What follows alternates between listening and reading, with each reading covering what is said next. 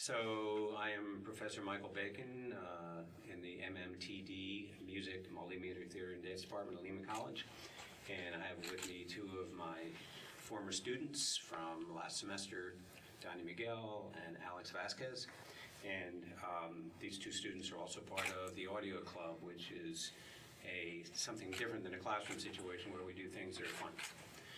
With audio. So I'm an alumnus of Lehman College in 1995, and when I was a student here over in the music department, I had this wonderful professor who taught us how to patch a synthesizer, and we had this gigantic old Moog synthesizer in the music department, and you're going to see it later because we're going to go fetch it. So he would show us how to take the oscillator out, put it in the filter, take it in all this stuff, and these are monophonic synthesizers, so historical, probably late 60s, something like that. And in our class nowadays, we use synthesizers all the time, but they are pictures of synthesizers.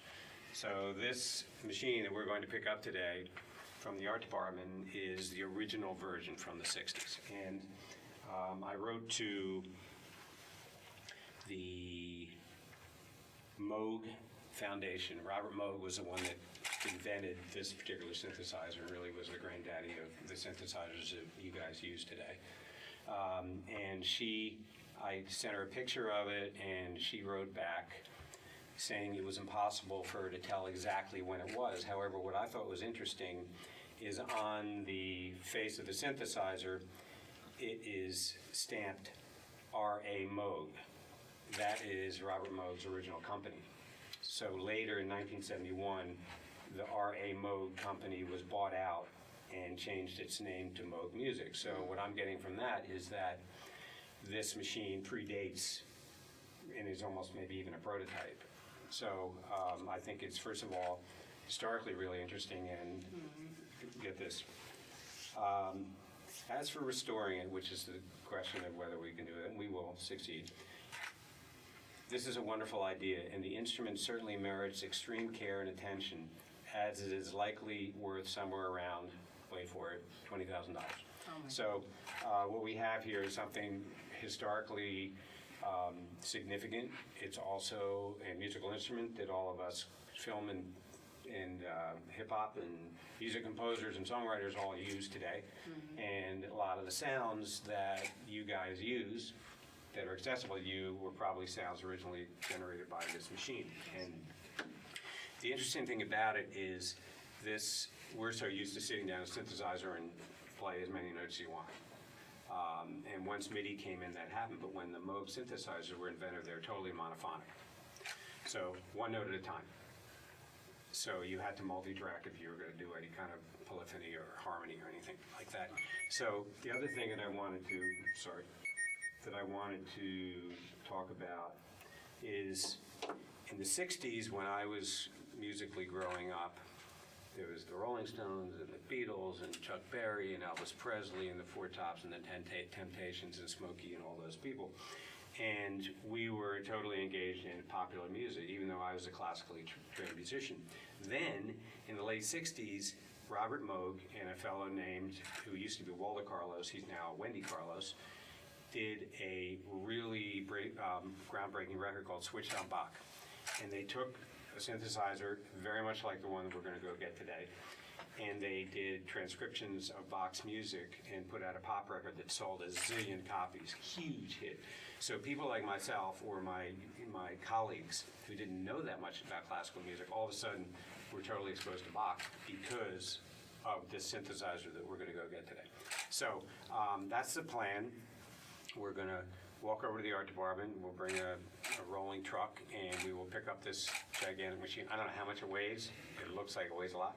And we will bring it back over here, and we're going to park it in the control room of the Multimedia Center, and that's where it's going to stay. And with the help of Steve Buonanotte, we will start looking at it, finding out what's wrong. My hope is that we change a fuse and it works.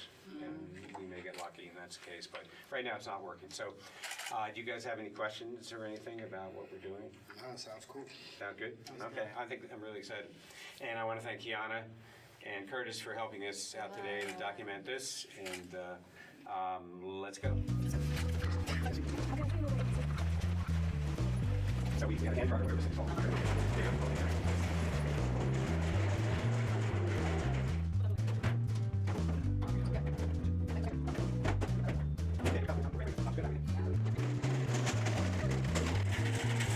Art department.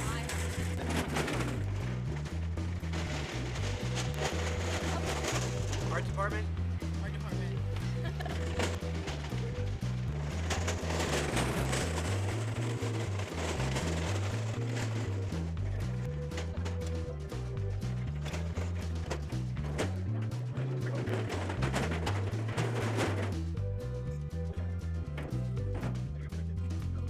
Well, we made it to the art department. That's our first challenge. Let's see if Nicole is in. She'll be very glad to see us because she really wants to get rid of this monster. Hi, Nicole. We're here. We're here. We have our hand truck. You gotta slide that around. Oh, good. See, I've never done this. Okay, so here is the synthesizer, and this is the one I'm 99% sure was the same one that I used in the music department. And you can see these are patch, you use patch cables just like the old telephone, you know, the ladies with the, going like that. And filter bank, oscillator, driver, voltage VCL, low pass filter, control voltages, voltage controlled oscillator. This actually is a sequencer. And the way it works is it goes through this to this to this to this to this and then back here. So you can have 8 of them going. And depending on how you set it, you can set a certain rhythm, and each one will be controlled by a different oscillator possibly. Basically, I know nothing about what I'm talking about, but we're going to figure this out because there's a lot of stuff to be done here. This keyboard is mounted in a beautiful, looks like a mahogany case. And Nicole is going to be very happy to never see this thing again. So It's beautiful. It's definitely not an eyesore. It's just, I feel bad. It's wasted here. yeah, we're going to fix it, make it beautiful. All right, let's see what. Amazing. Let's see if this is part of it. Yeah.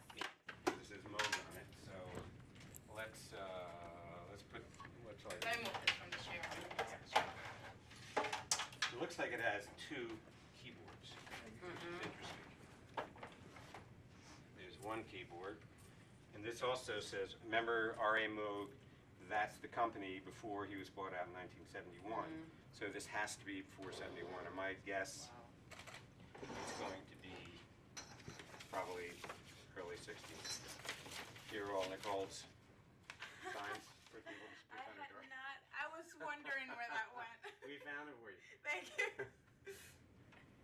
Right, I feel a thing that I can undo the keyboard now. This keyboard is, oh yeah, it goes with it, right? I don't know why there's 2 keyboards, because it's monophonic. There's one sound at a time. You cannot play 2 notes at once. Maybe it's a spare keyboard. Maybe, I hope so, yeah. So I think I can just put this right on top of this. Hopefully hurt anything. And now, it's got these nice little, what do you call it, apple boxes? And does this come off? Yeah. Oh, so there's Donnie, a whole can you bunch grab of it? smaller pieces. Yeah, which is good. I don't know if Yeah, there's me a too. wire attached to this. Seems like it's connected to something Yeah, like that. so let's figure, oh, it's out, Okay. okay. So let's put this on the, Let me know. all right. Oh, it's not as heavy as it looks. Okay. We gotta unplug that from something. Hopefully that's the reason it's not working. That's the reason it's not doing it. Oh, that's not bad at all. Okay. All right. Oh, I thought that would be worse. Is there anything else? Should we take the apple boxes? I I don't think. we need them. No, let's not. Let's not. We can always come back and get them, right? Unless you want us to take them. Whatever you prefer, whatever's better for Let's you. leave it for now, and then we'll. All right. Alright. Part 1. Ah, that's Thank you, exciting. Nicole. Thank you so much.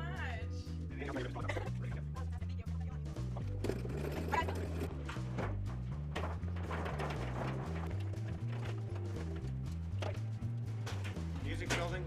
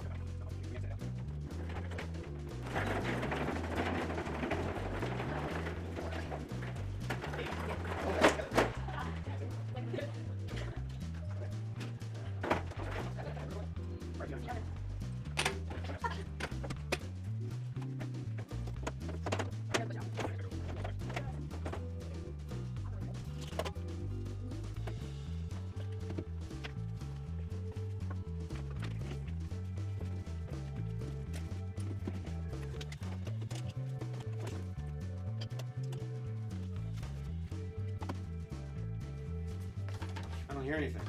Oh, geez. Must be broken. Plug it in, and hopefully we won't smell any smoke or anything, and try to get some sound out of it. So, Get it. there it is, our Moog synthesizer. Thanks, Danny.